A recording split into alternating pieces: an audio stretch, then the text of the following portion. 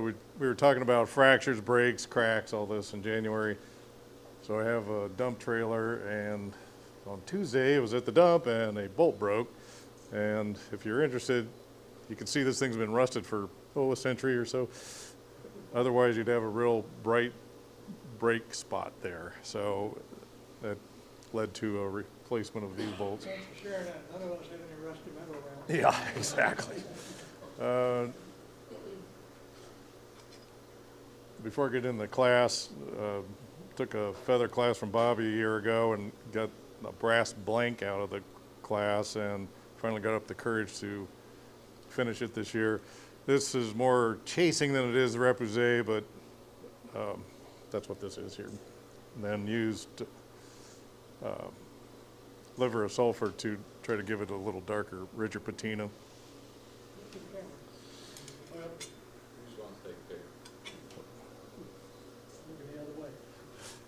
And 2 weeks ago, took a class over at Virginia Institute of Blacksmithing in Waynesboro on non-ferrous forging. So what they gave us were several pieces, about 6 or 7, 3/8 inch diameter rods. The first one was just mild steel, which is ferrous, to number one, get you to remember how to forge a leaf. Well, it's been actually about 5 years since probably more than 5 years since I actually forged something, so I was a little rough at it, but that gives you the feel with a hammer on what it feels like with steel.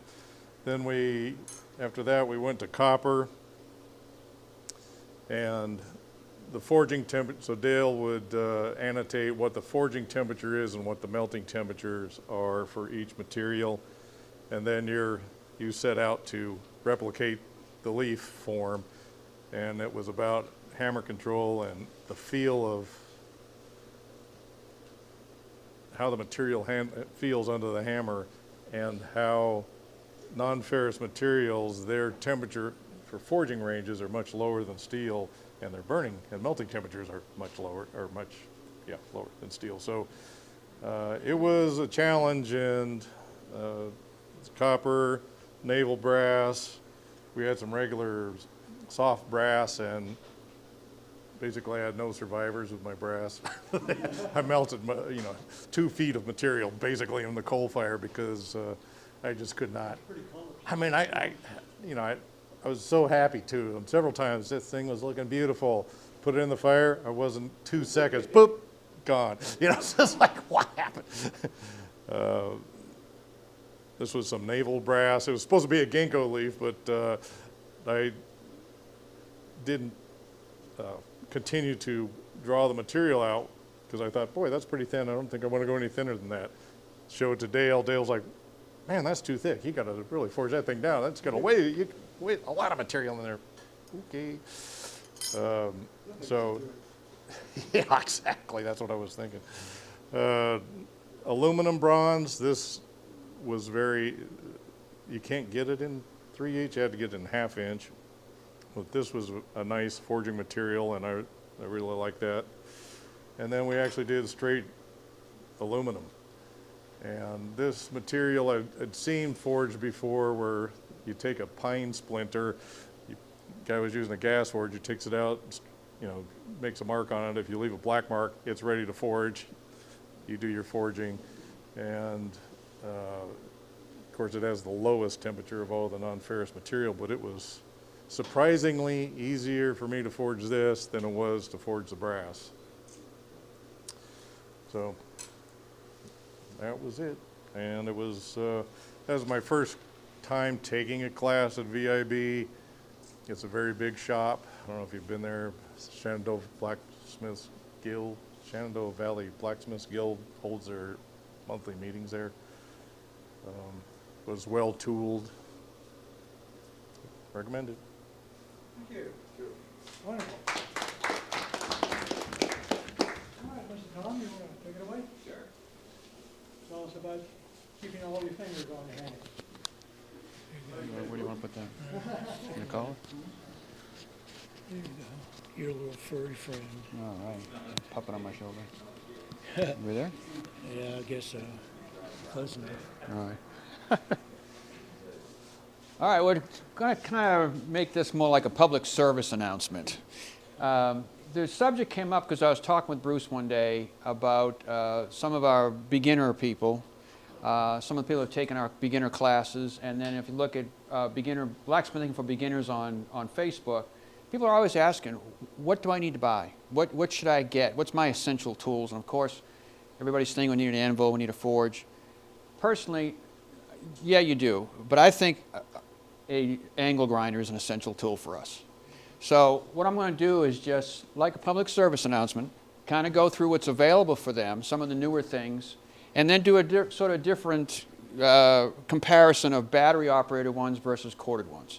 Because there's a lot going on with each, and if you've just bought one thing one time, there's other information that might come into effect when you go to buy again. And one of the bigger things is you buy cheap, you buy twice. So if you're buying something that's really, you're trying to get into it, but it's cheap, at some point it's going to fail. You might tell you, yeah, that's the kind of tool I want. I'm not going to mention like a Harbor Freight grinder for $14.99.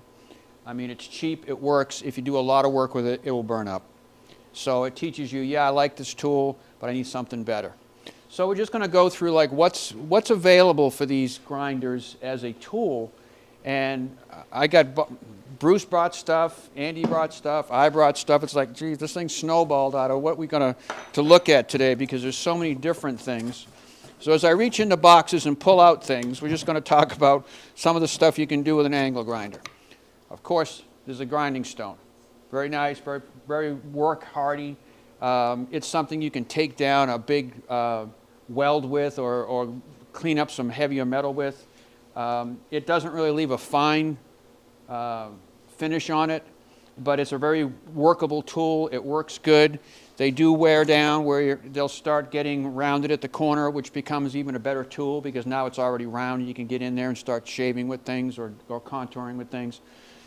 One thing also they have where they directly kind of screw into your tool, because all the angle grinders really have the same size 5/8 nut, 5/8 threads I mean. So that's one thing you want to check when you're looking at some of the things that screw into them is make sure it's the right thread pitch for you. But one thing I want to say about these and the proper use of some of these is this is for rough hogging out some metal. It's not for fine tuning. When we get into things like flap discs, it's like piled up sandpaper pieces. And there's some good brands out there. This is a good brand, Cubitron. I buy through Combat Abrasives. They're nice. Harbor Freight, I don't know. You can look at some of the cheap ones. This is $1.99 from Ollie's. And you can see that it really doesn't have as much meat in it as a better brand. And it will wear out, okay? So what I want to say about flap discs, though, these are great for polishing up or finishing up your welds or your pieces, but it doesn't take the place of a grinder. So if you're trying to cut down a weld, for instance, my little right angle weld here, if you have over welded something, you know, and you want to clean that up, you don't want to do it with a flap disc because you're going to be hogging out metal and your flap disc is just going to wear out. You go in there with a grinder first. Okay, go in there, cut this down. When you get cut down in there, then take your flap disc and smooth that out and get yourself a nice finish. Flap discs come in like 36, 40, 60, 80, 120 grit. I'm sure some of these specialty abrasive companies make higher grit ones, and they're really a great tool for finishing off something smooth. But like I said, it doesn't take the place of a grinder, and a grinder does not take the place of a flap disc. So it's nice to have these available for your tool and use them accordingly. What do you mean by like the 80, 60 and all that stuff? Okay, the higher the number, the finer the paper, just like sandpaper. So a 36 grit is like rocks. I mean, it's really, what is this here? This is 80 grit. Okay, well, you pass that around. Some people might not understand that. 80 grit is I would consider it's a medium grit grinder or sanding paper. 36 would be much rougher than that. It would be like, oh, how would I describe it?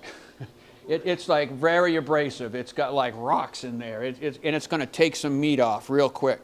So if you're doing a lot of cleanup work, you can go in there with a 36 or 40 and knock down some of the edges. I'm not talking about knocking down edges like your overweld, but just knocking down some edges and then change out your flap disc to an 80 or a 120, and you can get a really nice texture on that. You can get a really nice finish. They don't usually leave big grinding marks. You'll get a swirl mark a little bit. And if you're getting too thin with something, your parent material will start going blue, which means you're either at the end of a thin spot or you've gone too far through something. If we're just working on fat steels, you don't have to worry about that as much. But the flap discs, and we could pass them around too, just some people that haven't. When you're talking about polishing, that heavy disc, the thick disc there is the Scotch-Brite. This one? Yes. Well, that's pretty cool. I'm learning something today. And the stuff that's out there, it's crazy because unless you go investigating, and we have the same tool, we use it over and over. And I know all about angle grinders. I've had them for years. Yeah. I was down at Bruce's. We were working on a project, and I needed to change whatever I had on the angle grinder. I needed to change it. So I asked Bruce for his spanner wrench. And he goes, I don't have a spanner wrench. Oh, he hands me an Allen wrench. And I said, no, Bruce, I need a spanner wrench, not the Allen wrench, because most of these have on their flange nut is this. It has either 2 or 4 holes, right? And it has a special wrench like this called a spanner wrench. And you put that in there, and there's a button to hold. It's a process. There's a button to hold, and it locks that drive mechanism in place. Thanks, Ted. And so he handed me an Allen wrench. And I'm like, that's not what I needed, Bruce. Now, somewhere in here, Bruce hands me the Allen wrench because on his DeWalt tool, he has a flange nut. One hole is hexagonal so that you can put your Allen wrench in there. And it's great for leverage. It's much better than a spanner wrench. I'd never heard of that before. And I'm like standing there. I've been using these things since they came out because I had a big 7-inch or 8-inch grinder, Black & Decker, that weighed about 50 pounds, you know, doing that kind of stuff. And I'm amazed. And you can buy these. It's called a hex hole flange nut. Now, if you go through a DeWalt page or something like that, they're about 20 bucks. But Amazon has them, and buy them 2 in a group, 3 in a group, 4 in a group, and they're like $3, $4, $5. It is so much better for releasing that flange nut. I learned something. So what we'll try to do today is maybe you'll learn something. There's something out there that's a little different that you haven't had experience with angle grinders. So we have the flap discs, we have the grindstones. You can get an abrasive disc like this for removing rust, light rust on flat metal. You get near edges, it'll tear up pretty easy, but it works pretty good. Definitely buy better. I bought one of these. I keep hating to refer to Harbor Freight because they got some good stuff, but Harbor Freight one versus one from Lowe's, the Gator brand, I think it is, or something like that at Lowe's. The Lowe's was so much better, but it's great, but they do wear out, I wouldn't say quickly, but for $10 or $14, you want to try and get some mileage out of it. So stay away from edges. Stay away from welds. It's good for flat stuff. With flap discs, they have some that are notched. And you're thinking, what the heck is that for? Well, you can see what you're working on. It's really cool. Jesse gave me this one. He had one, and I'd never seen something like that. And it is so good as you're working your tool, and you're in there and you're doing grinding, you can actually see where you're working without having to move your tool down. So it's pretty cool. I don't know where you would get this from. I haven't really seen it for sale anywhere. I got some guy at the spring clean. So some of the blacksmith convention shows, they may have vendors there to try it. If you see something different in flap discs, I would say try it, because you.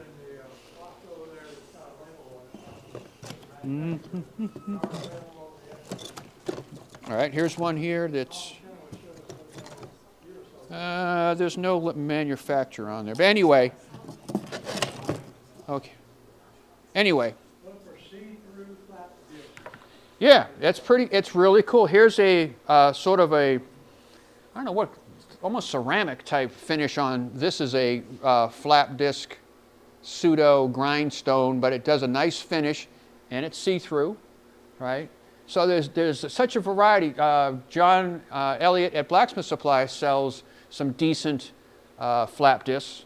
And so that's if you're going seeing John at an event or have a chance to buy anything from him, get one. Try it. See if it works better than what you've been using before. If you've never used a flap disc, you want to try it, I would say get a 60 or 80 grit, something that's not really got a big bite on it and something that's not really smooth, but something that you really show you're taking some metal away with.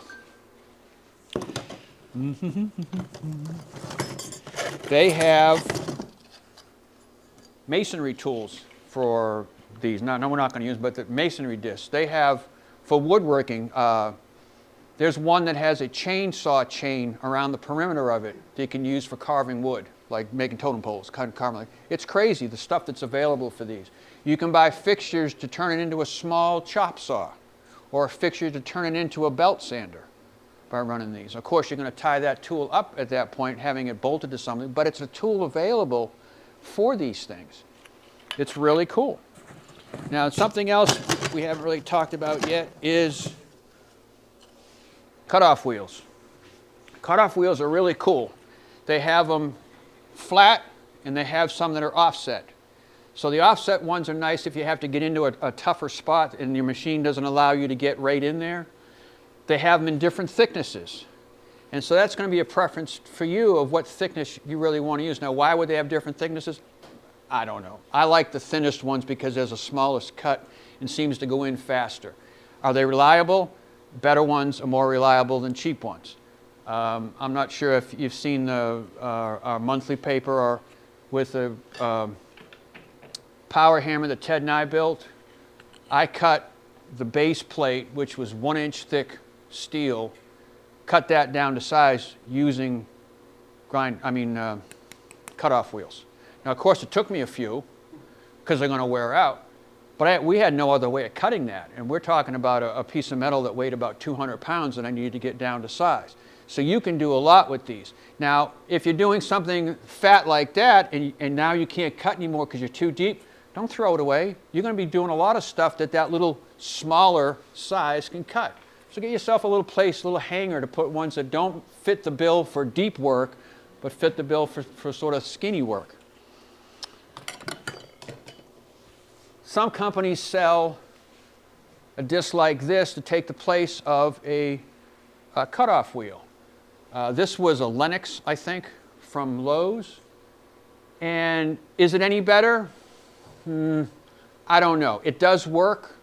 It's good for thinner stock because I think that once these things heat up, they start losing some of their bite. Is it worth $14? I don't know. It depends on what you're cutting and how much you're cutting, whether you could justify that. At some of these blacksmith events, there's a guy that sells one like this for $100 and guarantees that it never dulls out. I'd love to buy that. I really would, because I think if that's true, if it's not, if it's not somebody just selling me a bridge, I think it'd be a great investment, because when you start doing a big project and you start buying either flap discs or cutoff discs in bulk because you're going through them so fast, something like this, even if it's more expensive, might be saving you money. If I ever buy one of them, I'll let you know.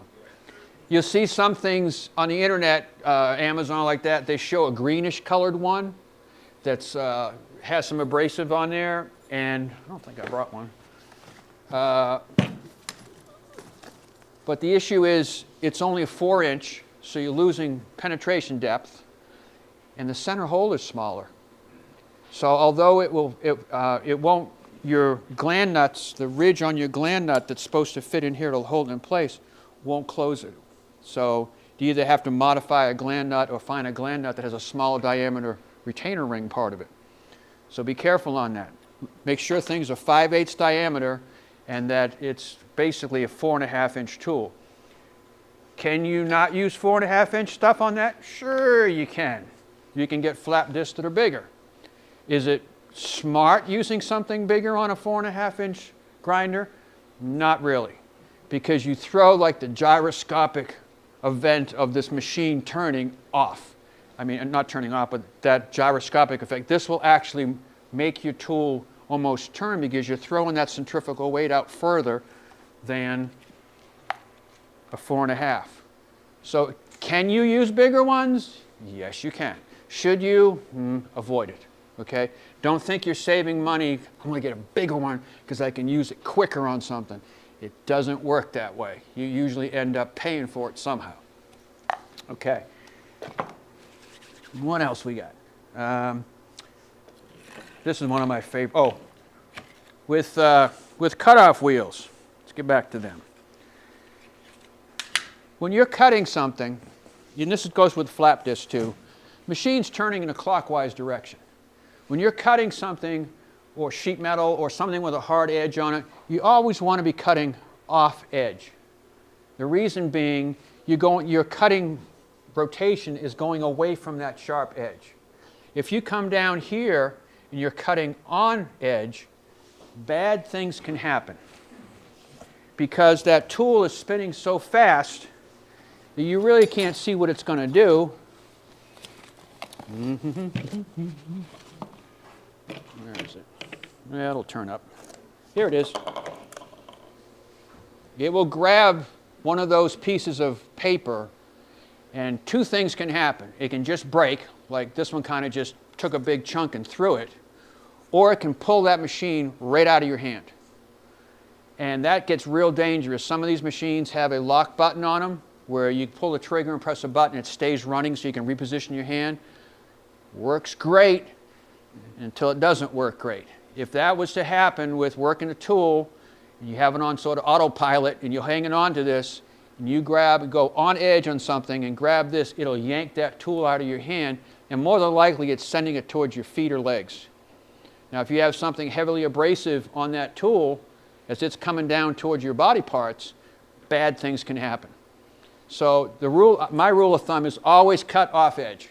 And just think about it that way. They all turn the same direction, clockwise, so just avoid that edge. Plus, it wears out things faster if you're cutting on an edge when you really just want to smooth it out. Can you show how that actually is? Sure, sure, sure. Let me get this big guy. Prop number 47. Okay, so when we're up here, we're rotating like this. So we're cutting off edge. Our abrasiveness is going in this direction. Okay? So we're going off. Now, if you were to tip your machine or reposition yourself where you start coming in on the edge, then you're cutting into that edge rather than... Saying you want us to lead with the top and move this way instead of going that way. Correct, but it isn't just the top. If you reposition yourself, you could turn yourself where now I'm cutting on edge just because I repositioned myself. A lot of times we are using the top edge to manipulate whatever we're doing. We're kind of watching it as we're doing it. But I'm just saying the smartest thing to do is just keep in your head, you want to cut off and not cut in, okay? Because that's when bad things can happen. So you would flat piece, you'd cut both ways then? Is that what you're saying? No. I'm just trying to make the point where with the rotation of this, the rotation of this, the rotation is what you got to pay attention to. It doesn't matter what you're cutting. If you were cutting, yeah, okay, can you hold it up? So if I'm using my tool and this is rotating off, I'm never going to cut into that edge. I'm going to wear that edge down, but I'm never going to cut into it. If I either turn my tool, like lean it backwards, or reposition myself and come down here, I'm going to jam that tool into that edge, and just like a knife or a scraper or something, it's going to want to grab these pieces, and then wherever that went, yeah, grab those pieces, and something's got to give. So if you're whatever you're working on is locked down or you got it held down real good, it's solid, that's not going to move. This is going to break or it's going to throw your tool. That's the only things that can happen. Pass one of your flap wheels around so people can see how the leaves... Sure. I'll pass the big one in. Also applies to the wire brush. Yes, we're going to get to the wire brush here in just a second because that is a grenade getting ready to happen. Now, we go back to the cutoff wheels for a second. Kind of the same thing can happen with a cutoff wheel, because you're trying to introduce, and when we introduce a cutoff wheel or a flap disc, we do it gradually. Okay, you don't want to just either one, put the tool on it and start it up, or two, just jamming in there and getting ready to go. You want to be able to, I call it introducing it, so you see the control of where you're starting the cut or your scrape or whatever. But what happens with cutoff wheels is sometimes they catch an edge. Okay, you can pass that around. They'll catch an edge, and they'll do the same thing. Now, once a disc is compromised, you really want to throw it away. Here's one that was on a tool. The tool fell. It broke this piece here. Now, some people that are brave might just say, the heck with it, and just keep on going. But this piece is coming off for sure, and if this edge catches on something, this is going to throw it. Now these things are, we're talking about spinning between 10,000 and 13,000 revolutions per minute on an angle grinder. So it can, I'm not trying to scare anybody, I'm saying it can be a bomb getting ready to go off if you're not using it properly.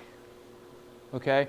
So this, yeah, so we get into things like that where this tool, now looking at it, if you weren't paying attention that you dropped your tool, I'm talking not working and dropping, just knock it over out of your toolbox. If that tool hit the floor and it's got a disc on it, you need to check it because it's just safety, okay? And with safety, of course, we should have thought about that, eye protection, hearing protection. An apron, a heavy apron is nice for doing some of this too, because I guarantee that some of the people in here that have angle grinders, they use flap disc a lot, their favorite work shirt has a mark across the belly from the sparks, or they've gotten too close and the disc has brushed their clothes. And we got some people kind of giggling and laughing. Yeah, I got it too. My favorite sweatshirt had a big gap across here from getting too close with a flap disc. Yeah.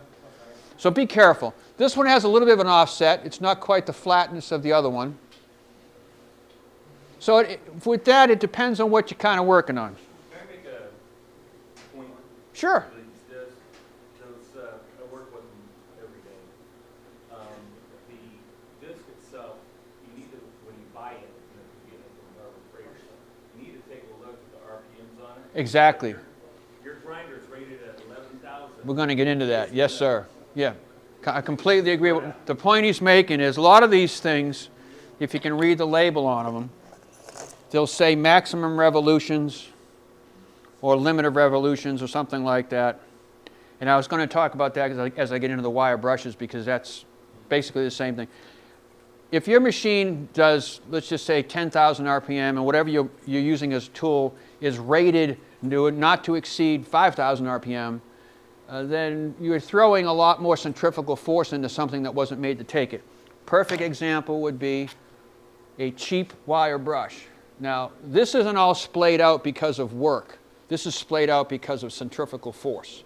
This is rated at 8,500 RPMs. My angle grinder that I use the most is 1,100 RPMs. So I am 400 RPMs over the maximum of what that is. 400 or 4,000? 4,000. I'm like, wow, 400. So I'm 4,000 RPM over the rating of this. Now, with that just splaying out like that, it really becomes almost useless, except like you're polishing something. But the big issue is it comes apart. And you start wearing these things.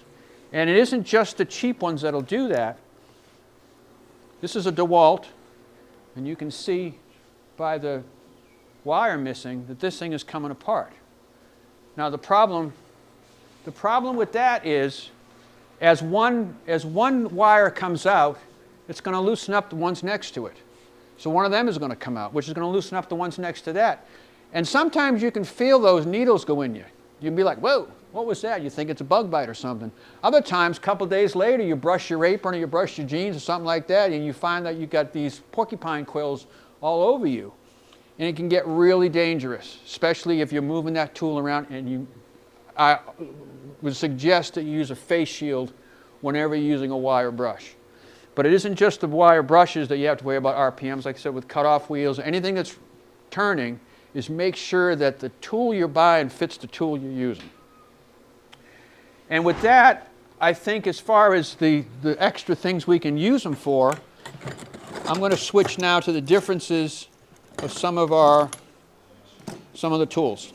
Now, unless anybody else have anything you want to add in there about what I just talked about, what's available? Any questions on what we talked about there? Those cutoff wheels, if you go online and look up some of these hazards and incidents with cutoff wheels, in fact, I had an individual, one of my crew members, he got the cutoff wheel stuck into his bone in his face. Yeah. And the root cause was, earlier in the day, he dropped the cutoff wheel, cracked it, never inspected it. Second problem was, he never had a guard on it. Okay. We're going to talk about that So too. it shielded it, shelled out, Yeah. and it embedded into his bones in his face. Yeah. These tools are incredibly useful. Not using it correctly, not checking the tool you're using can get a little dangerous. I'll give you a little story. We don't need to compare scars. Never get into a scar comparison with a blacksmith. It's like that scene from Jaws when they're sitting there going, this was a barracuda back in, oh yeah, well this was a tiger shark. It'd be like that with blacksmith. But I was using, I'll just grab this battery one. I was using, I think it was a 40 grit flap disc on, it was a corded one. And I was holding the thing I was working on. I don't remember what it was now. So it wasn't fixed on a table, wasn't fixed on a vise, I was holding it. And it was the only thing I needed to do was just this one little grind, this one little spot. And my brain goes, you should put a glove on. And the other brain that I listen to says, nah, it's just this only 5 minutes. Well, within a couple seconds, that bounced and went into the joint in my here. Well, yeah, it was but you have to think about stuff. Flap discs and grinders is different. Grinder will kind of wear something down like road rash. A flap disc is going to remove things. And if you have a rougher one on, like a 36 or a 40, even an 80, it's going to take that impact, that group of skin, and it's going to just go away. So it makes sort of a wound that doesn't heal real good. Steri strips don't pull something together when it's the Grand Canyon, you know. And it was all because I didn't want to put a glove on that hand and just get by with it. I mean, it's my own dumbass fault, but it's a story I tell, and I can show the scars. But anyway, be safe. So choose between a vice or a glove. I would say if you can't physically get that bolted down to a table, clamped down, a vise, and you have to hold it, you know, be smart. Be smart. So. Yeah, you know, but when that one side of my brain goes, oh, it's just going to take me a couple minutes, you know. Sir. Yeah, I like to use spray and everything, but what I like best is wearing a full face mask. Sure. So when they explode, the parts of the mask that doesn't shoot your cheeks, it affects your eyes, but you also want to protect Gotcha. Yep. your neck. Yep. Exactly right. I mean, the whole body is open for this thing to come at you. So the more safety gear, a good apron, a good face. I'm not talking about a cheap little, you can bend it up type face shield, something that's got some strength to it, something that's going to absorb that impact. Even if it breaks, it's not your face that's breaking, you know. Yeah, and they're not. They're really not. So I think we covered all those kind of accessories, what we use in metalworking, and I'm sure there's other things out there. Oh, this DeWalt here is rated to 14,000 RPM. So that's pretty good. It's never going to be exceeded by my tools. So look for stuff like that. So now that we got kind of through that part of it, what's out there for angle grinders? Well, everybody knows we have battery-powered ones and we have corded ones. Is one better than the other? I don't know. So we're going to kind of, people that are interested or wanting to expand their repertoire of tools, we'll start with the batteries first. Battery-powered tools are great. It's the way to go. Really, everybody should have one because you can take it remote. You have 6 batteries. As long as you have 6 batteries. So that's one drawback. So if you want to go, if your work area is out of a shed in the backyard, doesn't have power, battery tools are cool. If you're working across the yard and don't have 500 feet of extension cords, battery power things are cool. If you go into a salvage yard to cut stock, they're really cool. But the problem is the battery life. Okay? Most tools when you buy it does not come with what I would call a good battery. They have a usable battery. Now how do we know what's a good battery, what's a bad battery? Well, batteries are rated in amp hours. You'll see on the side, it'll say like 2 AH, amp hours, or 4 AH, or 6 AH, or 8 AH. What that means is amp hours. The higher the number doesn't give you any more power. Okay? It isn't like I'm going to get an 8 AH battery and I'm going to put it on my tool, I'm going to get more power out of it. It's not that. It gives you more gives you your power, your 18 volts. It gives you your 18 volts over a longer period.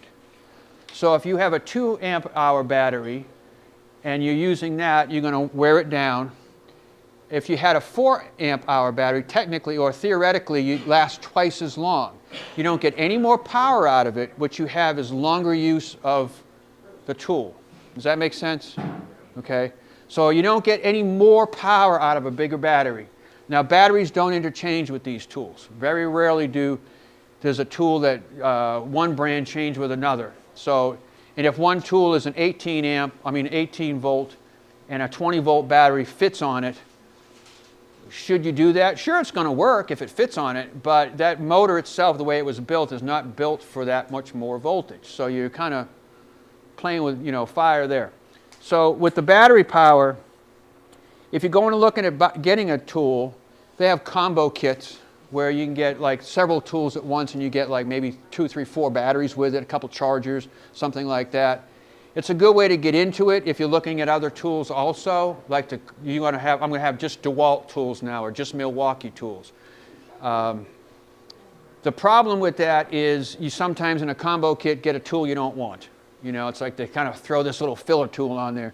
The favorite filler tool is the flashlight, which actually is a pretty good little tool because you can take it anywhere, you know, and you have that. But you get another battery. So what you want to look for is the amp hour of the batteries that they're giving you in a combo kit.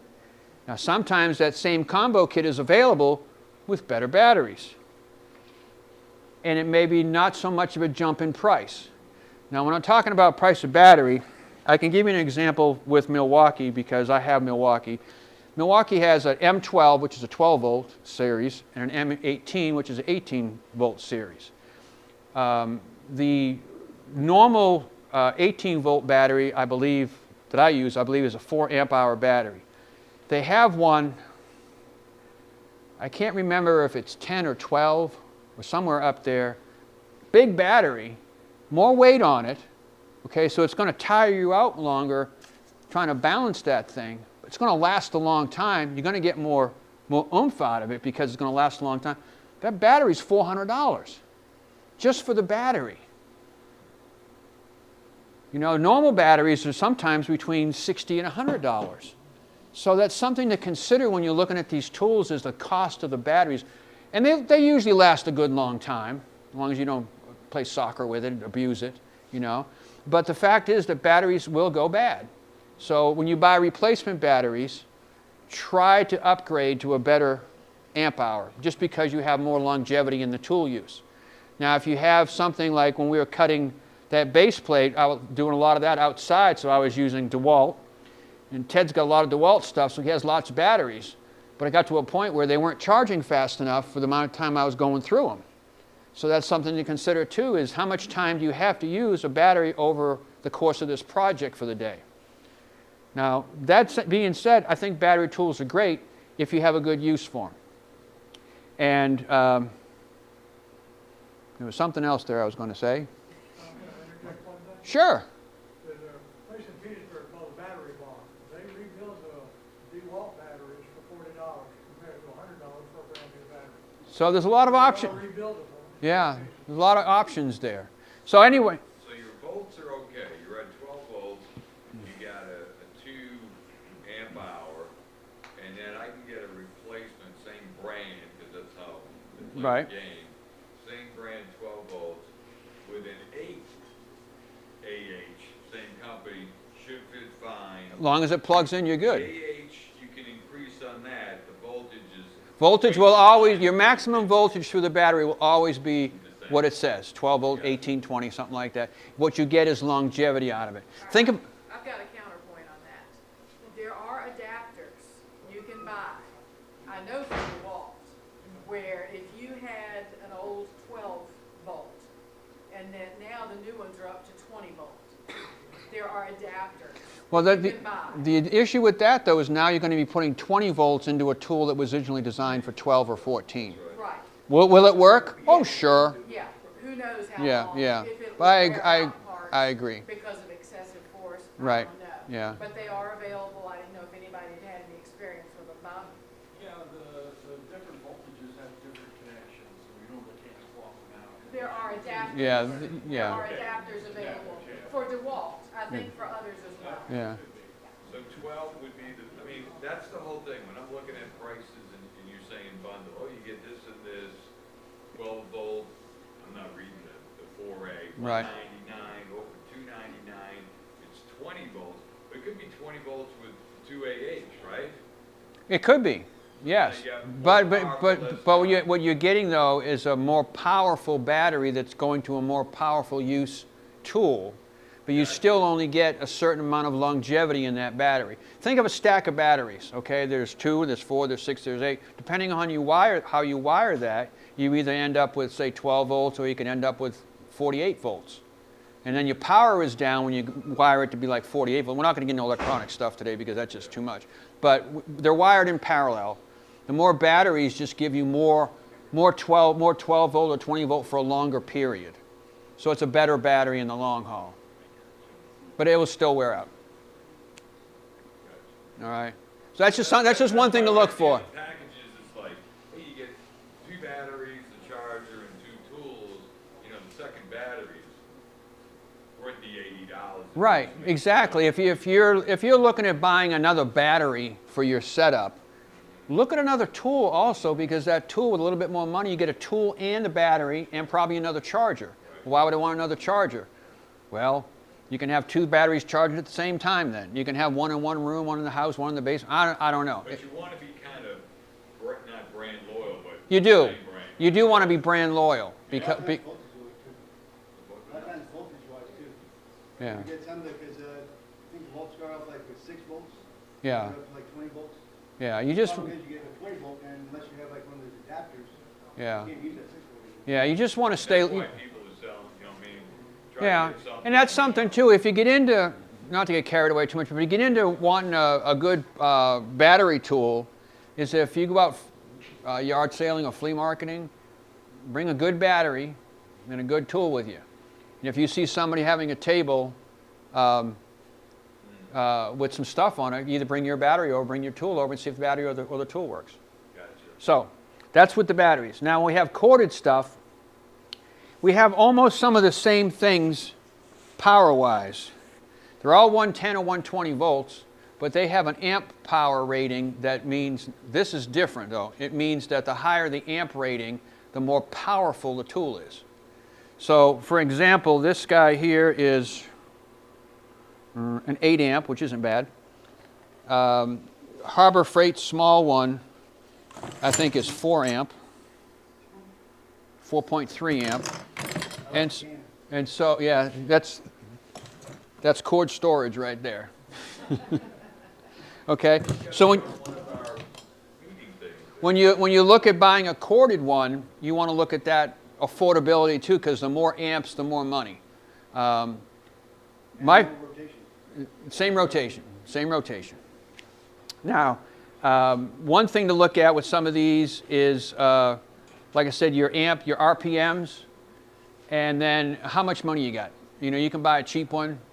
I'm not selling anybody anything today. My favorite one is Harbor Freight's Bauer model, and the reason is it's got a trigger switch, which I love. We have different switches we haven't talked about. We have thumb switch, like this, thumb control. Kind of like rock on. We have, yeah, locking a switch is not always a good thing, because if it comes out of your hand, it's still running. We have paddle switches. Got to hold this down to do that. This is a trigger switch with a safety in it. I would suggest going to a hard business that you can pick up one of these and pull the trigger, see how it fits your thumb, because I don't really like thumb switches. It's uncomfortable. To me, a trigger switch is. But the Bauer here, and I'll give you my little sales pitch on that. It was normally $44. They went on sale for $27. It's got 11,000 RPM, it's an 8 amp motor. I love it. One good thing about it is if you want to change your guard, it just has a lever here to pull, and you can rotate it and put the lever back down. Some of these other ones, you got to take all of your material off, take some screws out, turn it, put your screws back in, put your material back on, use it for 5 minutes, it's in the wrong place again. And with this, if you use a guard, which I always recommend, you can just turn it and lock it down. So I like the features of that one. I don't like the DeWalt that I have. One, it has a thumb switch, so you are always having to be choked up on it, really, to use your thumb. I like having control, like, you know, moving your hand back. You can't really do it with that. If you do lock it and your hand's not near it, sometimes it releases, sometimes it doesn't. But like I said, with this, you have to undo the screws, move that, moving around. So that's something to look out for, is your control, your safety switch, is see which one fits you better, works better. Same model Bauer has a thumb switch, it's $20 less. Why $20 for a different kind of switch? I don't know, but I like this guy. So do a little bit of investigation work, see what kind of things, parameters you're looking for, how much money you got. There's something out there for you, and just be safe. And I always say, you buy cheap, you buy twice. Okay? Anybody else want to add anything in before I'm out of here?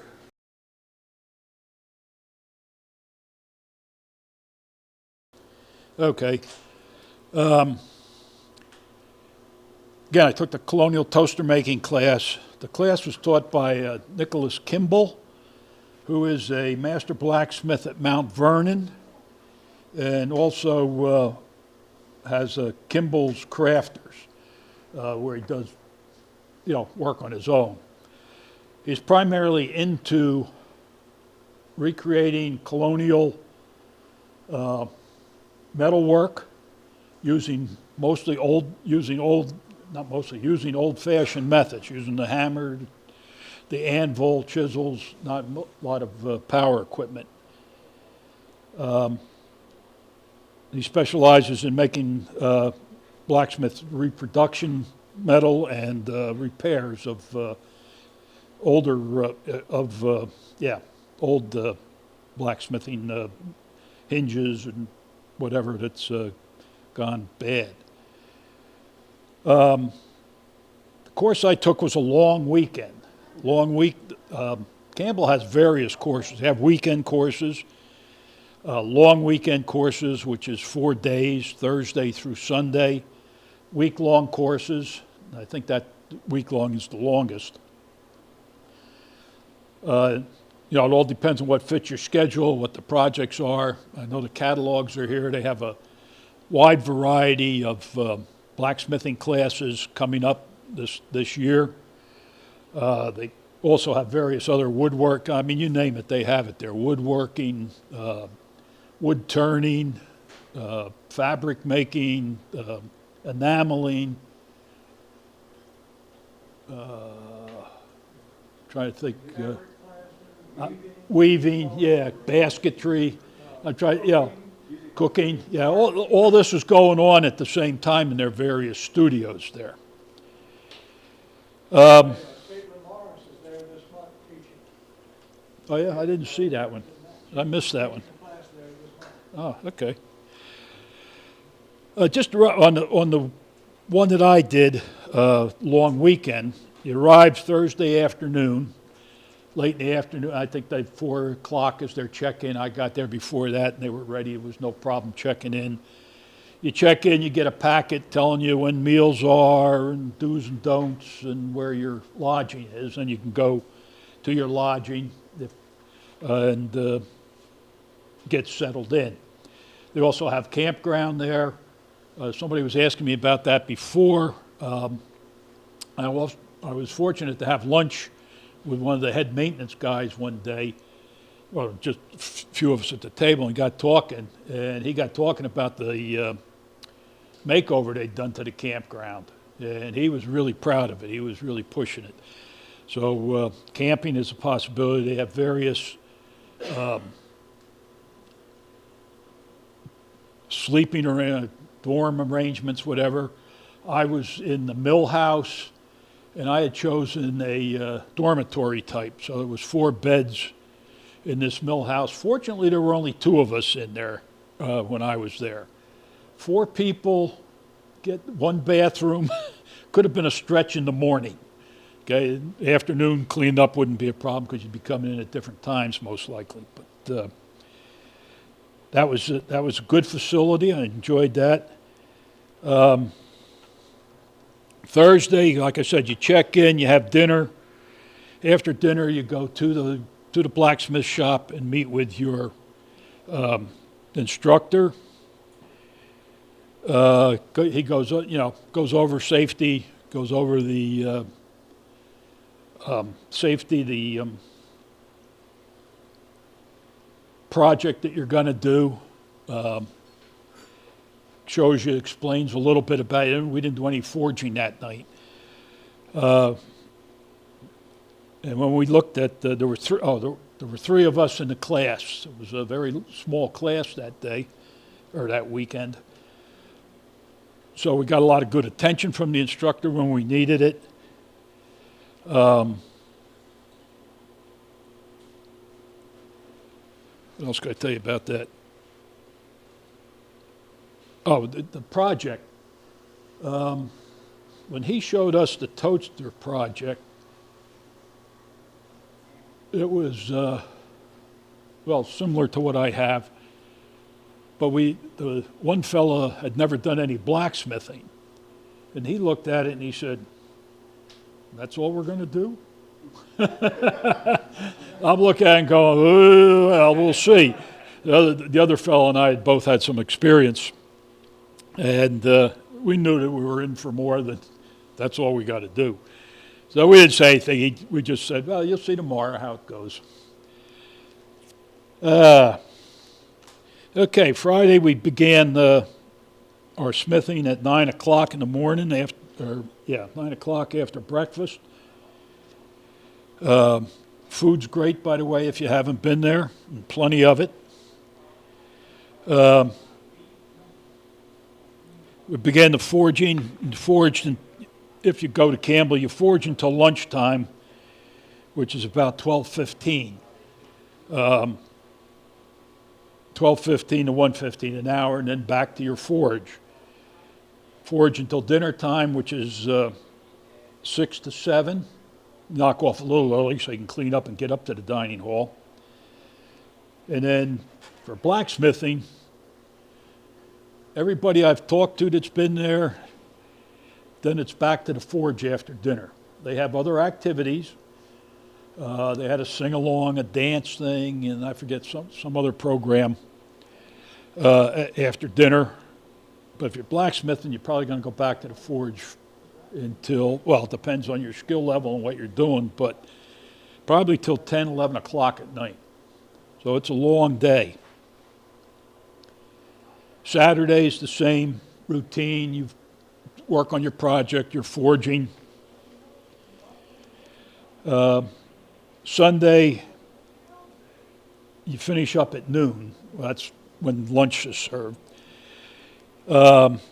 Basically, go to the forge, final touches on your project, whatever needs to be done to kind of fine-tune and whatnot. Clean up the forges, get them ready for the next class. You clean everything out and sweep up just like we do here after open forge or a class. Get everything clean, ready to go. 11 o'clock, there's a display of all the projects from blacksmith, whatever anybody's been doing. In this meeting hall they have there, and people explain what they did and a little bit about it. That's usually from 11 to about 12 o'clock. If you want, you have lunch and take off. Some people just took off, didn't bother with lunch. I said, heck, I paid for it, I'm going to eat it. So rather than stop on the road somewhere. I live in Chester. For me, it was about a 12-hour drive out there. When I was first considering the class and looking at it, I was going to drive out on Thursday and get there about 4 o'clock in the afternoon.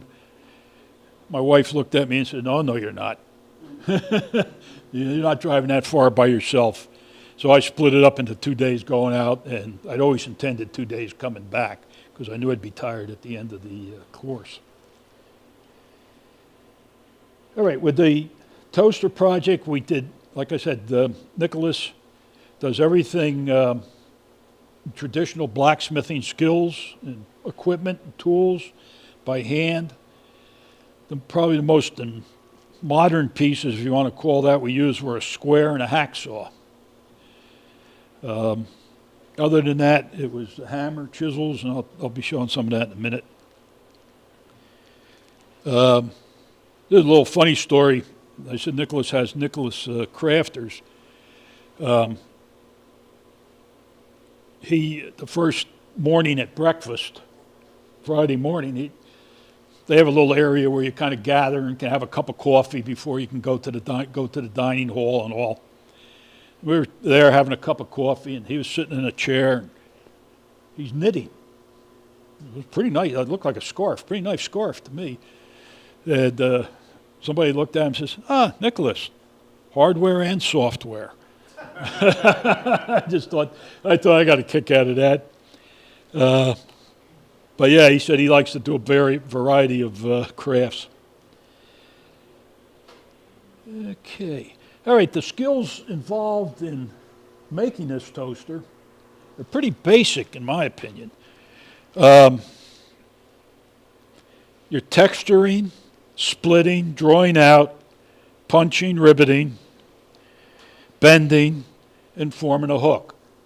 And nothing, you're not collaring or anything like that with this project. It's pretty basic. But it still takes a lot of skill, and I learned a lot. The first thing we did was form the rack. And the rack is where it's going to hold the toast, okay, when you put it in. So this is the rack here. Eventually you'll put the holders on. I didn't have a particular name for those. And that'll be, that's what we did first. So what we did,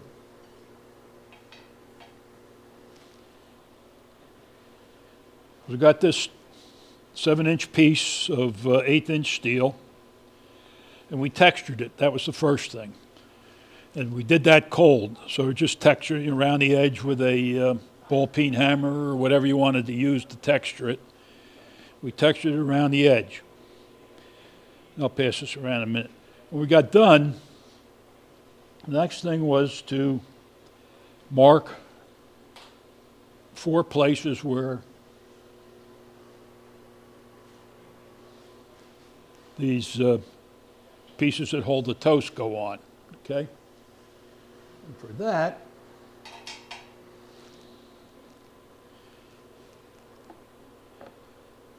we use the square.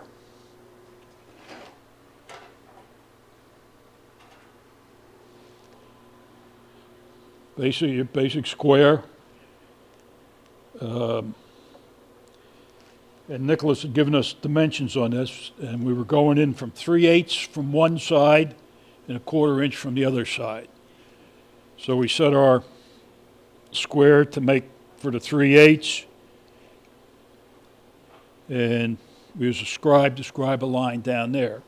The important thing is, once you decide which end you're going your 3/8 on, make sure you do it all the way around. I think one person did make their 3/8 on 2 different sides. So then after the 3/8, make the 1/4, scribe it, and that center punch those points, and that gives you your point. Now, Nicholas showed us this. I didn't have this with me at the time on his square, which we used, but I had forgotten this. If you haven't, most of these little squares have a scribe on them. Okay, I knew that and had forgotten it. I didn't think about it until he mentioned it. So something that brought back to me. Now, Bruce was helping me get some of this stuff ready, and he gave me one of his scribes. made out of an old Allen wrench. So this is a little easier to use because you got a little more, it's a little bigger in my hand anyway. You can run it easier. Okay. All right, so when we got it scribed, we center punched the four corners. We center punched the middle to eventually attach it to the handle. And then after all that, we set it aside. And that took longer than you might think. I'll just pass this around if you want to see. That's an example. Huh? I forget what did I put it on there? Yeah. It really doesn't matter. Well, it does for the center punching of the hole to attach it to the handle. But beyond that, the 3/8 is 3/8 from the edge, a quarter from the edge. Yeah.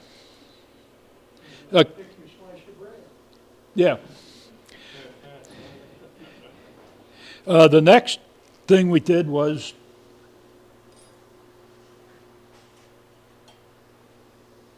make the pieces that hold the bread.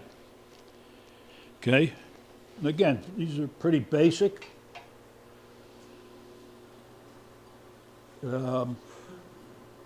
Piece of 1/4-inch steel.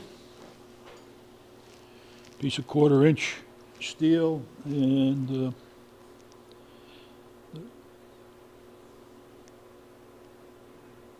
I don't have the dimensions on here. I'm sorry about that, but 1/4-inch steel came in. Didn't do a good job on this one, but set a shoulder here, right at the end, about a 1/4-inch tenon on it, each end. Set the set the shoulder for each of those. After we set the shoulder, which isn't quite as critical as setting a shoulder on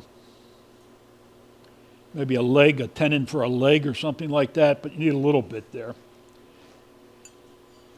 Heated them, twisted them, tried to get them the same.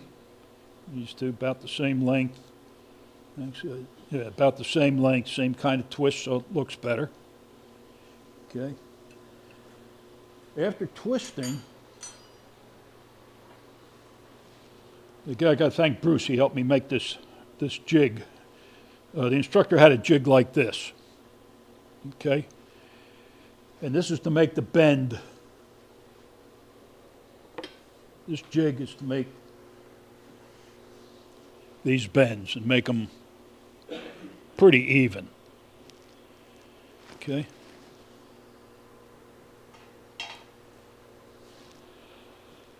Again, we would heat that up. Oh, I know how I brought those. Not yet, no.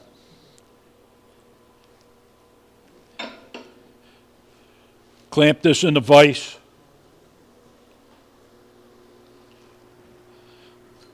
Come in, and again, as I said, Nicholas was all about traditional methods. So we used 2 pair of tongs to bend these around. You come in, you might be able to see it, might not. There's a notch on each one of these. You line it up with the end up with the notch and just bring it around. Now, if I were doing this, well, whenever, today, tomorrow, whatever, I would clamp it with a pair of vice grips or just make it easier to make the bend. And I think we all did, helped each other with this. One guy would clamp it here and the other guy pull it around, just makes it that much easier. Again, if you're doing it yourself, a pair of vice grips will help you do that.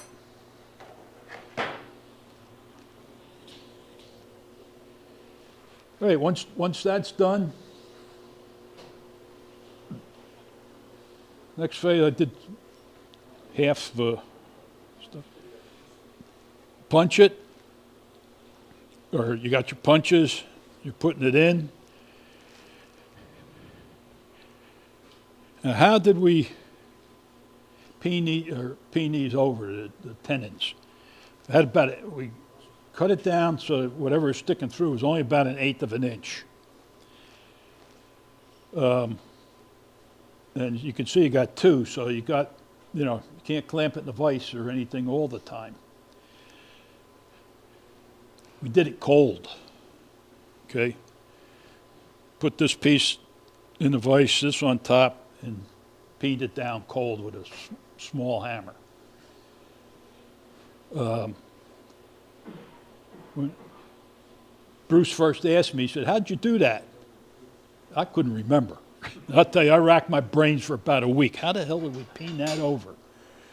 And I kept thinking and thinking, and finally I said, we had to have done it cold, because once you got one on, getting the other one, you can get it in the vise. I don't know if you could even get it in this vise.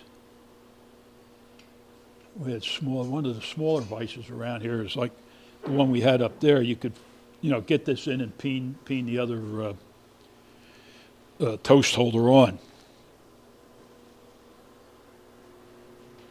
The other important thing to remember if you're doing something like this, thinking ahead, make sure you have that center hole punched or drilled, whatever you're doing, before you put these on, because you can't get in there afterwards.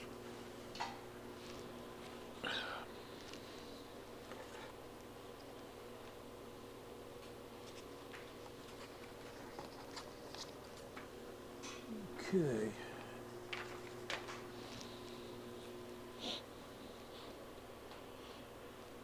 All right, after that, we set the rack aside, and the next thing we worked on was a stand. Before I get to that, I'm going to pass a couple pictures around.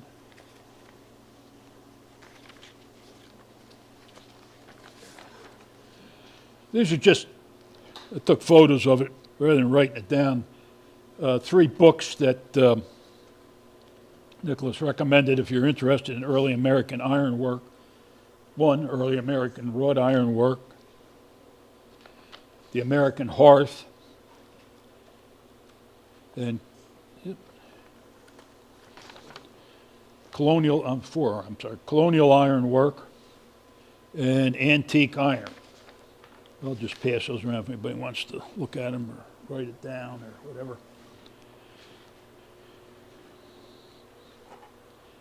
Okay, the next part is the stand. And I've been calling it the handle, but this is the stand that the rack is going to set on.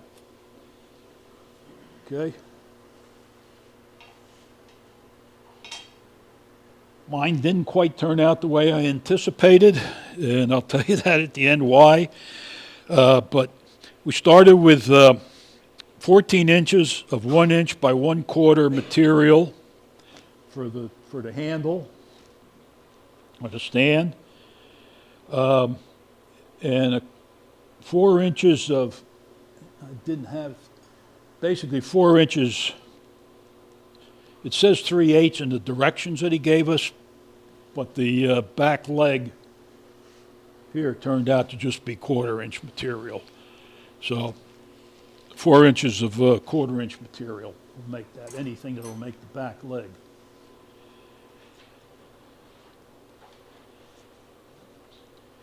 All right, to do this, let's have 14 inches of 1/4 inch material, and it's 1 inch. So find in center, 1 inch bar, again, set your square to a 1/2 inch, pretty easy to find on this, okay? Run your scribe down, get a line, and do it from both sides so you get the center. That's one of the keys to it, because it can be off a little bit. Once we found our center, scribed the lines down, then this is something I liked, because I'm old, my eyes are old, I don't see as good as I used to. What we did was center punched a bunch of center punches down that line, so that when you bring it out of the fire, it was a little easier to see. Set your center punch, and set your chisel and rock it in between your center punch lines. Now I got to thinking about this afterwards. We, this was 1-inch material, half-inch, no brains, no real math there, right? But I got to think about a couple of things I learned along the way here, from guild members here. This is a piece of what commonly referred to as quan steel. I guess it's a metric. Is that? Yeah, it's a metric. It makes it a little harder to find center. So I got, in some of my examples, I did use this steel. So how did I find center on that? I used a trick that Jesse told us about, a couple of years ago now, a centering ruler. Set that on there, gives you a center point, line up your two edges to where it's right in the middle, and you take a felt pen or whatever, mark it, and you got your center line. Then you can set your square to that, scribe down, and do your punching. So, another little trick I learned along the way. Guess another way you could do it would be, one, find your center line and use a pair of scribes. I haven't tried that yet, but it's another way that that could be done. All right.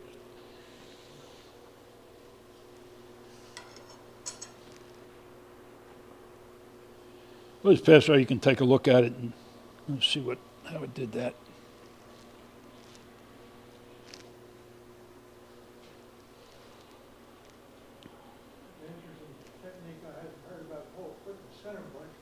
Yeah, it makes it. Yeah, it just kind of makes it easier to see and guide your chisel down it. Now, you don't want to go way off center.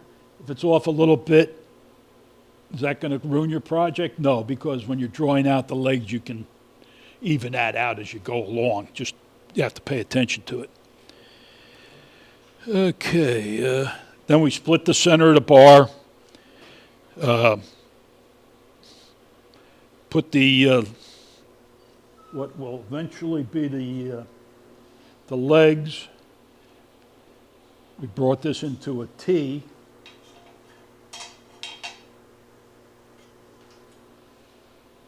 So it'd be split. Bring these to a T. Then the next thing is to isolate a piece where you're going to put your rack. Okay, because you don't want it too skinny there. You could make it a little. Oh, okay. So you isolate a piece here to put your rack, and eventually you would punch a hole here, 1/4 inch, whatever the size of your rivet is going to be.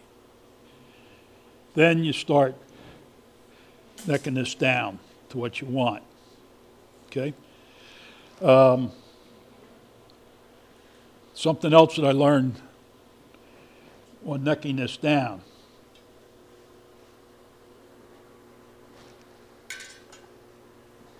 Again, on this one, this is the one I did there. You can see it starts folding in.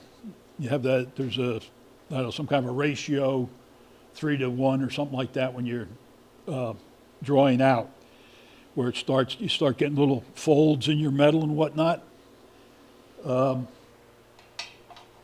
instructor used the same materials we used, and his were pretty nice and smooth, no folds in on the edges or anything.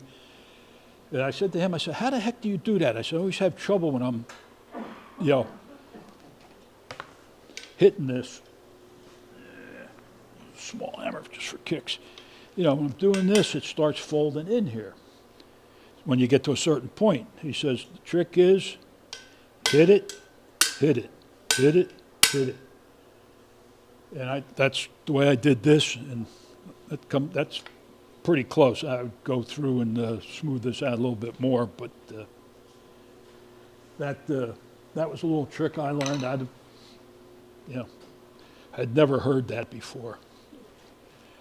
So this started out as a 1-inch piece. So then we put a hook and little rat tail or whatever on the end of it so that you could hook it up, or you could, there was another where you could just punch a hole in it to hang it up. I like the hook. I think that works better.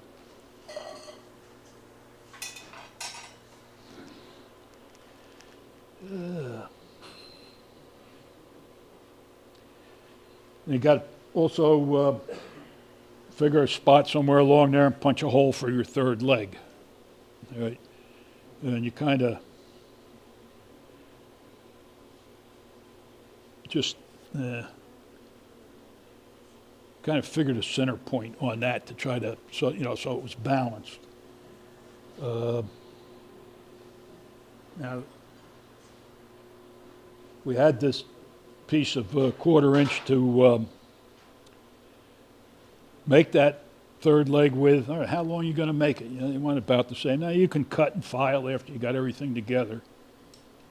If you take this in like this, mark it, comes pretty close to what you're going to need. All right? Put your tenon, figure a little bit more for your tenon going through the metal here. But that worked out real well. Another little trick I learned. Yeah.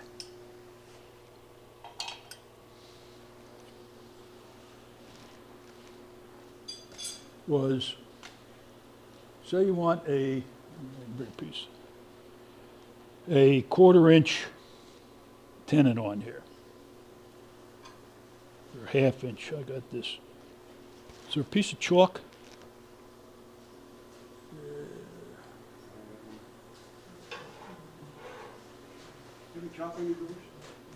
I got one.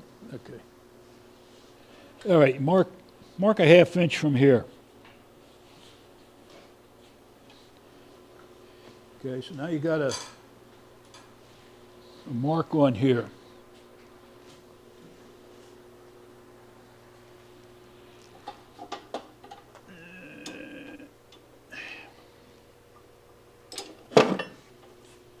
Take your cut off, put it on there. And again, I'm not good at estimating 1/4 inch, 1/2 inch, whatever it might be. Put your metal out here, you got your mark there. Put your hammer on it. Bring it up here. And that'll give you a 1/2 inch on your piece there. Now, I'd never seen that trick before. Maybe some of you all know about it. I didn't. That's something else I learned there.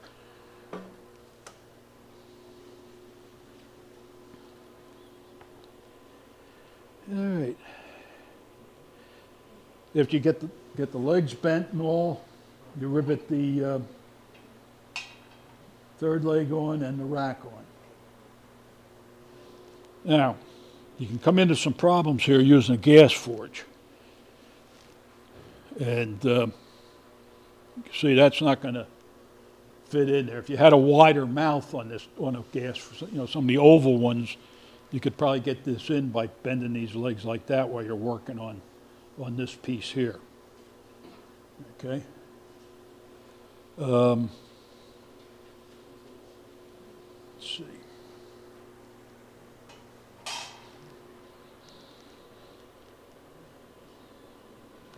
Now, how long did it take to make this? Okay, Nicholas, our instructor, said it took him to make the prototype, which is this one that he made. Took him 5 hours to do that.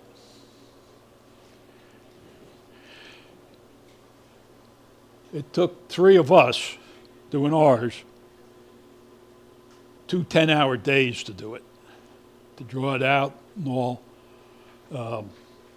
without a lot of breaks in. We would sit down periodically just for a minute or two, but there weren't a lot of breaks in between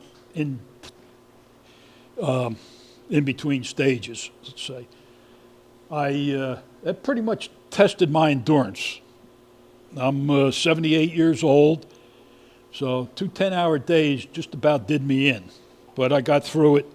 That's one of the reasons this probably didn't come out as good as I would like it. I was getting tired, and not grumpy, but just tired. Huh? Yeah. And when I get tired, I just lose it. I got past this. This is a picture of a toaster from Mount Vernon that Nicholas had made for Mount Vernon and for their fireplace up there.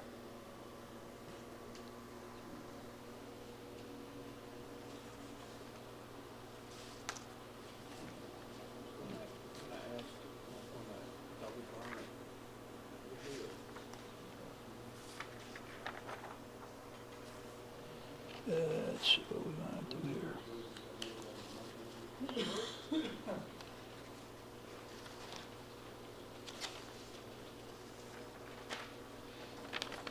Yeah, if you haven't been there, there's a picture of the coal forges up at Campbell. And this is a picture of a toaster that Bruce and I'm not sure the lady's name. Bar, there's a young lady that's forged with me at my shop a few times. Right. She wanted to make a toaster. Toaster. This, One after a colonial thing we found in a book somewhere. yeah. This is one that they made. And you can see instead of tenons going through, they riveted the toaster racks on. So there's another way to do it. I mean, there's more than one way to do things usually.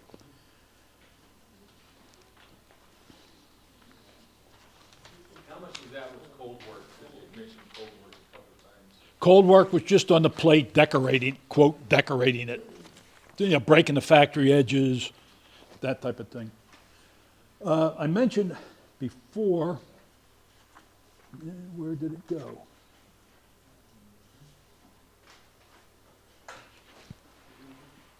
Oh, put it where I thought I put it. Yeah, we punched the holes in the rack to hold the bread. And what we used was punches that Nicholas had made. Bruce helped me make this one about a week or so ago. But just a square punch to punch the hole to go through.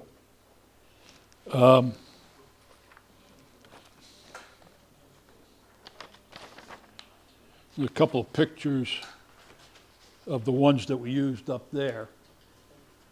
Now, you'll notice this is short. In colonial times, metal was expensive. So according to Nicholas anyway, blacksmiths didn't make chisels like this that you would, that you could hold with your hand. Instead, they made smaller pieces that you would hold with a pair of tongs of some type. At Campbell, we used the tongs that they had there. I think they were made by Fiery Furnace Forge. I couldn't find the exact ones that they had up there, but they worked well to hold this and then strike it. Okay, and we did it a couple ways. Cutting the center line we did with a striker. Just makes it a lot quicker. This we did the punching the holes in the rack we did ourselves, but you could do that with a striker too if you wanted to. Just makes it easier. Could you do the center line yourself? Sure, it just takes a little longer. Okay.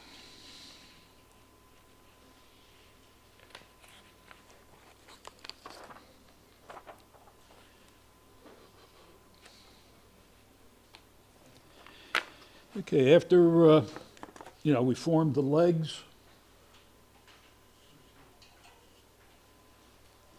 Again, by bending them. Just bent those. We attached the rack. We riveted that through. That was a hot rivet, and did that. Again, these, we did cold the rivets on the... Did you do anything special when you made that pivot? Yeah, well, we didn't do anything special. Yeah, I I would probably put a little piece of steel in between if I was doing it now. We didn't do anything except rivet it. Now, you know, we were told, you know, watch out how hard you're hitting the rivet. Well, I had mine, I had it really turning, it was really turning loose, and I thought, it's a little bit loose. So I hit it again. That was a mistake, because then it wouldn't turn at all. Yeah, buddy, yep. So we were able to loosen it up so that it does turn now. So, but that was a problem. Another thing, when I got done with this, these pieces that hold the bread were a little close together. To correct that, again, I went to Bruce's and he gave me a hand with that. With the torch, we heated them up in just a couple spots and spread them a little bit so that you know, they would hold the bread easier. I'm not sure how you would have done that in colonial times, okay? Now you might have been able to turn this into the fire this way and then spread it a little bit if you needed to.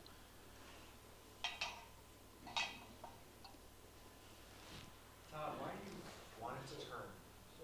So, well, you put it in front of the fire. One face of the bread's facing the fire. When it gets done, you spin it, the other face of the bread. It's more of a toast question than a Yeah, no, that's all right. I've been asked that before, so. How long you leave it is your preference. Yeah. How long you leave it in front is your preference. Yeah. Okay, with that, if you'll bear with me a few minutes, I'd like to do, where's my piece here? One split and show you how I did got the legs out. Now, with the forges here, I only marked off 2 inches on this one. And similar, same as, wow, what did I do there? It's like about 3/4. All right. I marked off, 2 inches, which this is, the spread, so that it would fit in here. Otherwise, if you do the full 4 inches, the spread on the T is just too much for that. Somebody mentioned that at John G. Campbell, they only have coal forges. Yeah, They don't have gas, well, Gas. they have one gas forge, but yeah. they mainly use coal.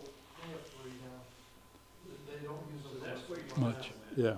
They didn't use them for this project. So with that,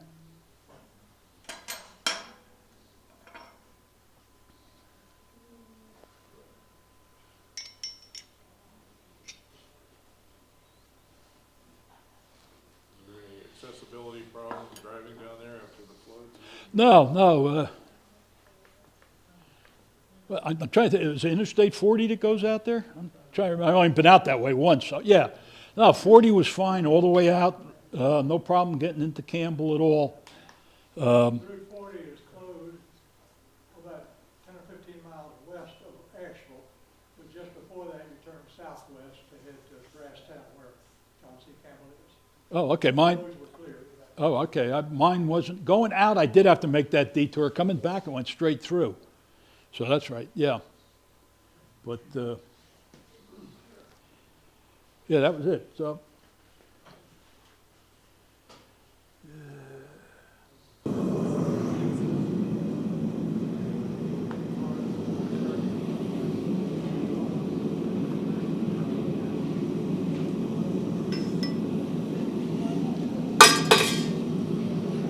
You gonna hold that too?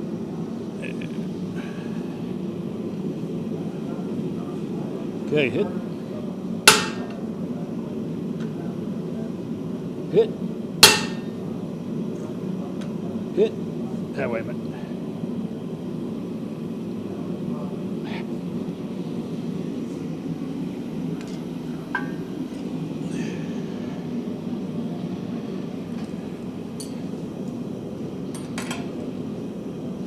Either way, you use the ones you want.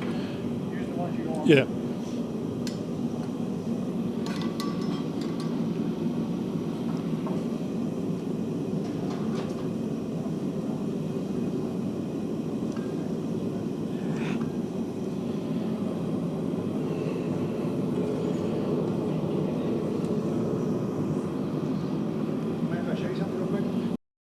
hit,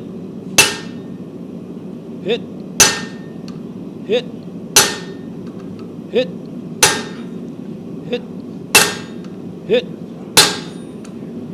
hit, hit. Okay.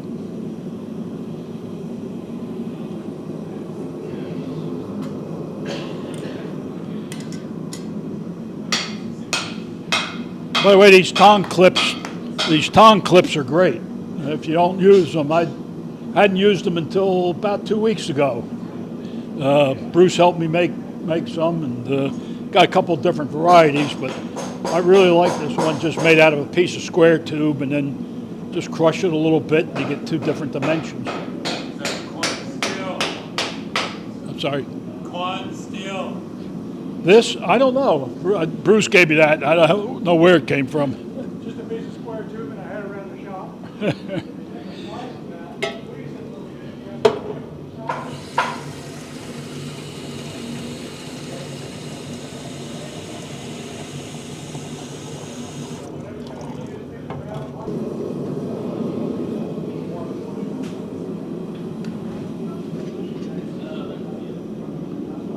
Okay, hit, hit, hit, hit, hit, hit, hit, hit,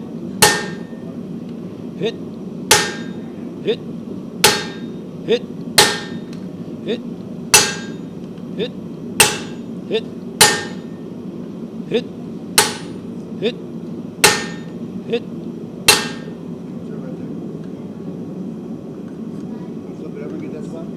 Give that another shot. Okay. Get through. Let's give that a tap. There we go. That's good. Thank you. Okay.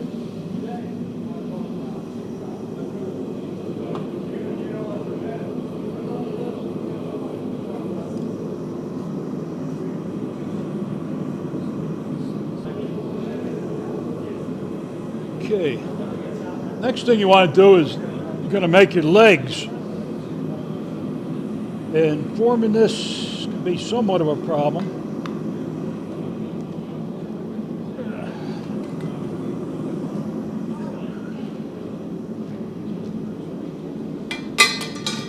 Where's that? This is what you grabbed earlier? Yeah, that's what I want. This will work.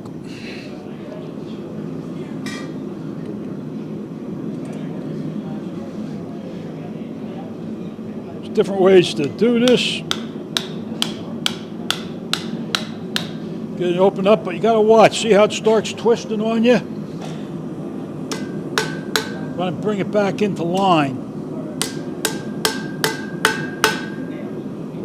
I found doing a few of these that the trick is to keep these in line and start twisting, get it back in line.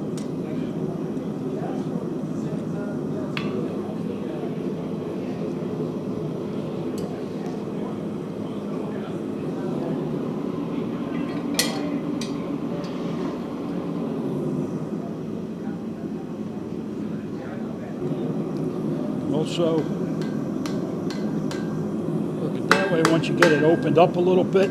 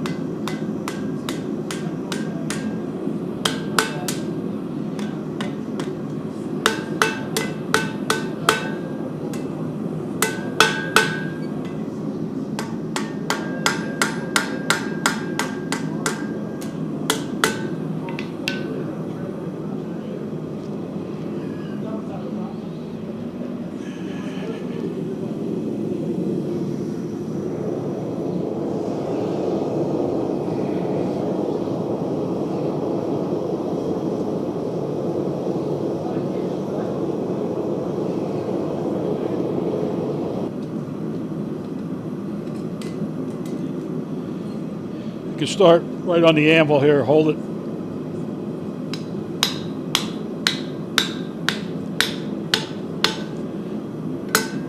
And just keep heating and working until you get that V out of it. The idea is to get it to this point where you have a square across.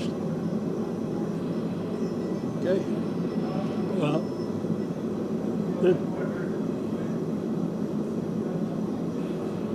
Like I said, I cut this down so I could get to this far for this forge. It's just, Because of the limitations of our gas forge, or the coal forge, yeah, I just abbreviate it. a little different. Yep. Okay, yeah, that's good for that. All right. All right. What time is it?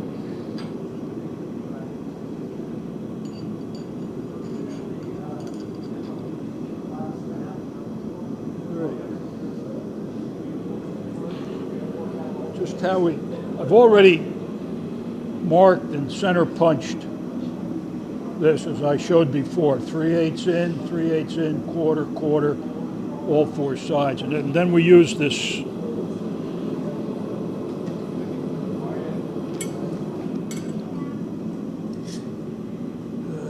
oh, thank you.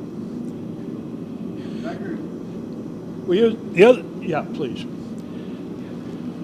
We use a square punch to do that. There's another advantage to using a pair of tongs to hold your punches. If you got your hand over it like this, you're looking down. You're not quite seeing as much as you can see. With this, you're to the side, even if you don't have a striker. You can see what you're doing. You can see where you're setting your punch. Much easier to see. Easier to hold your hands away from the heat. I just, since I started doing this using a pair of tongs, I just find this much easier way to do holes, make holes, okay? And I do have two different ones. This is a fiery furnace forged tongs. They hold a smaller diameter. And these are Blacksmith Supply. They just hold a bigger diameter wrench, but they'll inch or a little bit more than an inch, I think.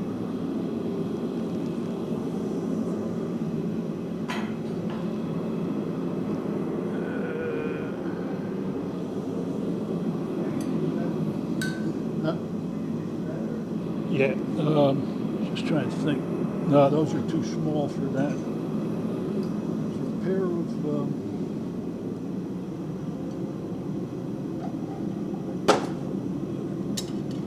yeah, a pair of wolf jaws might be better. Let me just see how this is going to work.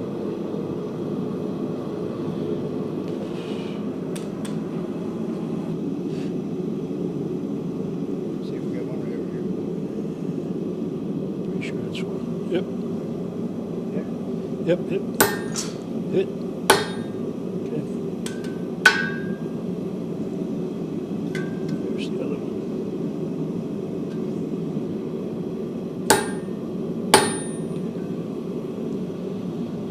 All right.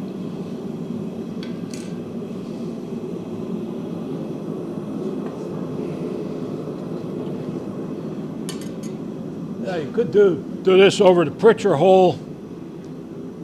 That has its limitations. If you have a plate, much easier. It's going to give you a little bit cleaner cut through on it. Not getting so burnt here yet.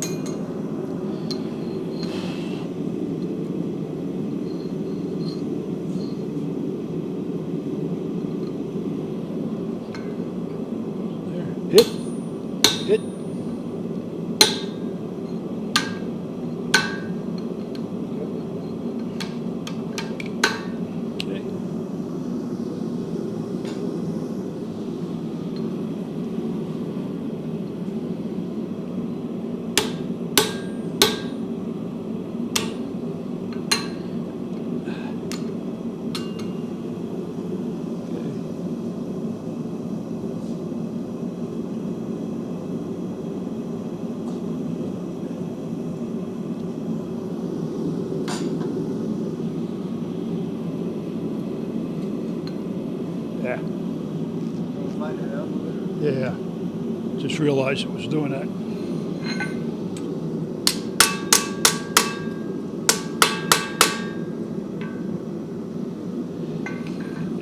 Come back through the other side a little bit.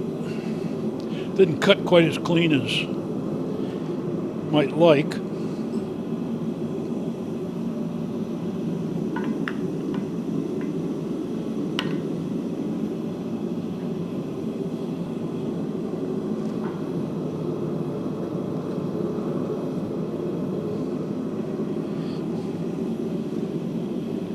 Let's just clean it up a little bit.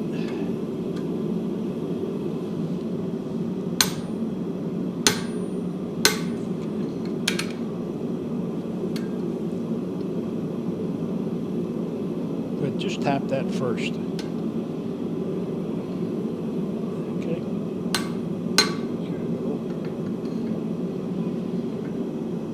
Got it. Just gonna put it over top of the hole. Like this.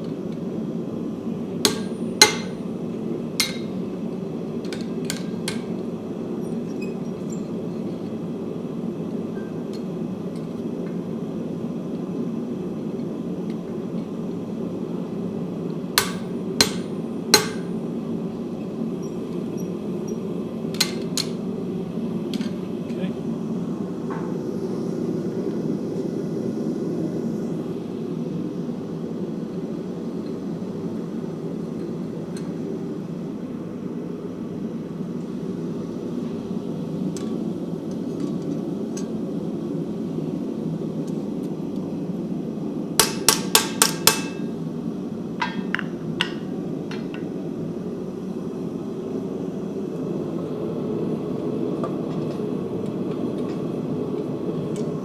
Now those holes can be, and we find,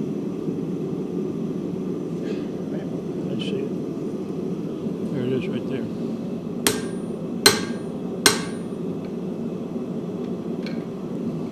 Pick it up. Put it over top of the middle. What do you want to do? Just put the tip right there. Nope. Right there. All right, yeah. There we go.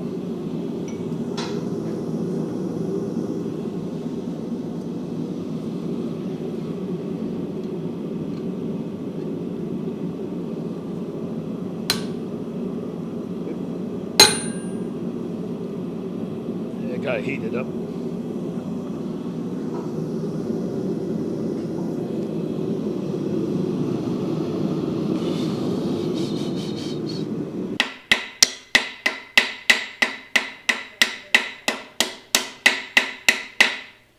Okay, that should do it, I think. We'll find out in a minute here. Yep. There you go. Now the other way, if you have the equipment or any kind of torch.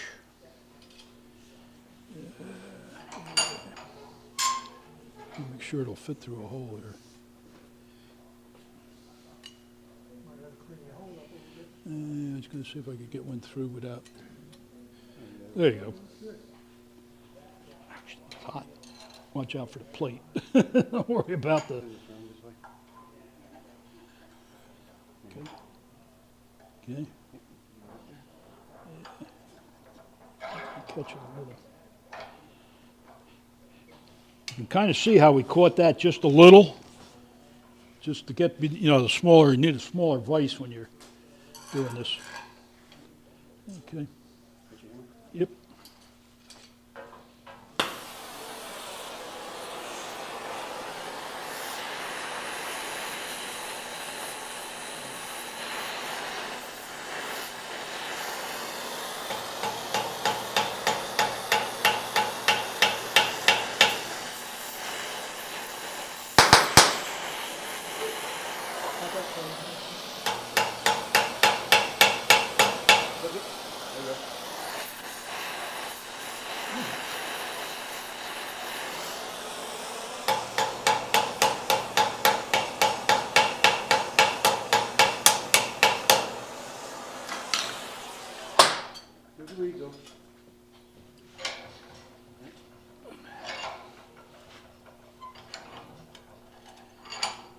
Okay. So if you can imagine, if they were bent, you'd put it back in there the same way and do the other, you'd have it bent and do the other two. But that's basically how we did it. So you could do it hot or cold, whichever you have the equipment for. Much easier doing it hot. Okay, I hope you heard some different, yeah, a lot of different techniques, but all pretty much basic skills, I would say.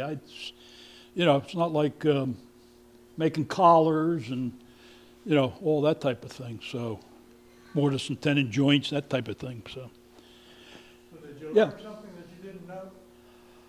Yeah, I learned that way to split it by using the center punch marks. You use the hammer to measure to get a more precise measure if you need a precise measure.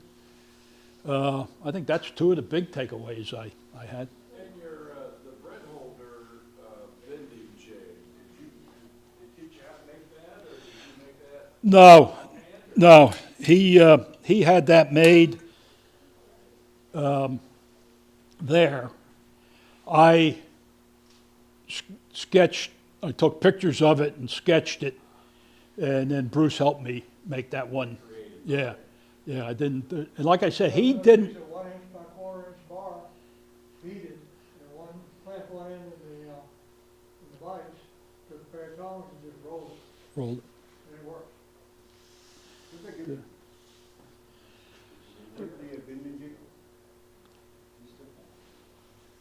One thing I thought was pretty cool about Oh, the it's jig, over wherever here. it's at, Here it is. you notice one end's longer, it makes it a lot easier to fit in the vise.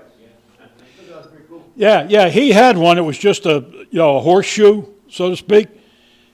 And I could see where that wouldn't fit. And then he had these that, this one with the long end that, so it could clamp in the vise and do the turn. Now you could, clamp it this way if you wanted and do your twist. Or we did them sideways. Did you point out that you put marks on there so you know where to position? Yeah, you can see we center punched this side and drew a line, and then I put file marks on the, two inside and outside, so you can see it when you're looking at it down this way. You knew how to center. Yeah, just makes it. You do a center punch on the edge too. Good way for it. Yeah, you could do a center punch. The one that was made up there had the file marks in it, so I just did it that way. Just a reference point. But by putting the end of the, I'll pick up a hot one. By putting the end of this at that mark, and then bringing it around, you get the exact bend that you need for the measurements on that rack. What's your lower chalk mark for? That was a mistake. Thanks for pointing it out, buddy. Yeah, thanks, Andy. That No. was called an iteration. I just didn't erase it. You can see there's a couple of center punch marks down too low, too. Test point. It's for when you want to do bigger ones. It sounds Yep. like you learned some interesting new techniques and pointers and tips. Yeah, tips, using a striker, if you have that available to you, it makes it, we cut that in about half the time that would take you to, in my opinion, to do it yourself with a striker. Just, you can hit harder and use a heavier hammer, and just makes it a much nicer project. It's a nice historic project too. Yeah. So the neat thing too is that we talked about that next time we probably put a washer under it in between. That works out well. But if you was talking about how it got, and this works for tongs too, that if it gets too tight, heat it up and then put it in the water, and when you pull it out and move it, it loosens it up really well. Same thing when you put with the pair of tongs, when you rivet the tongs together.